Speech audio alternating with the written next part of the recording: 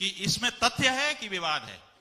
हम कहते हैं कि आप मीडिया के लोगों ने अधूरे मंदिर को नहीं बताया कि अभी बना ही नहीं है।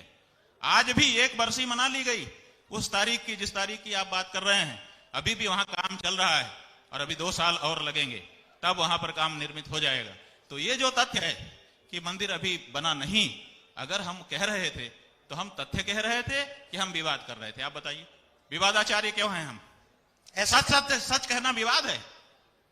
बताइए। ऐसे कई और भी लोग थे जिनका कहना था कि आधारपूर्ण लोगों का कहना नहीं, आप क्या कह रहे हैं वो बोलो। लोग तो बहुत कुछ कहते रहते हैं, लोगों के कहने की बात मत करो।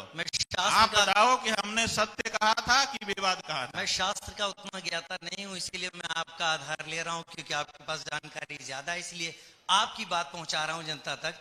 लेकिन मैं इस बात को वहां से भी जोड़ूंगा। आपने एक और बात कही थी कि केदारनाथ मंदिर में स्वर्ण घोटाला हो गया।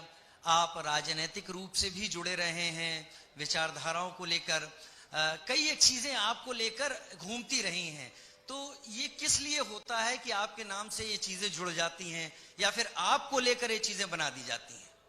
क्योंकि हम सच बोलते हैं, जो पचता नहीं है लोगों को। इसीलिए हमारी बात का जवाब नहीं होता है तो कहते हैं ये विवादित बात कर रहे हैं। हम जो बात कह रहे थे उसका जवाब दो ना। हम कह रहे थे, आज भी कह रहे हैं, आपके मंच पर बैठ करके पूछे जाने पर। अपने से नहीं कह रहे हैं, तब भी हमने अपने से नहीं कहा था, जब पूछा गया था तब कहा था। आज भी कह रहे हैं कि अधूरे मंदिर में प्राण प्रतिष्ठा का कोई शास्त्रीय नियम नहीं है। क्यों नहीं कोई देश का पंडित निकल करके आता है और हमको शास्त्र दिखाता है? 1 साल बीत गया, आपके पास तो सब पंडित आ गए ना, आपके पास तो सब ज्ञानी आ गए। क्यों नहीं किसी ने खोल करके वो शास्त्र दिखाया जिसमें लिखा होगा कि अधूरे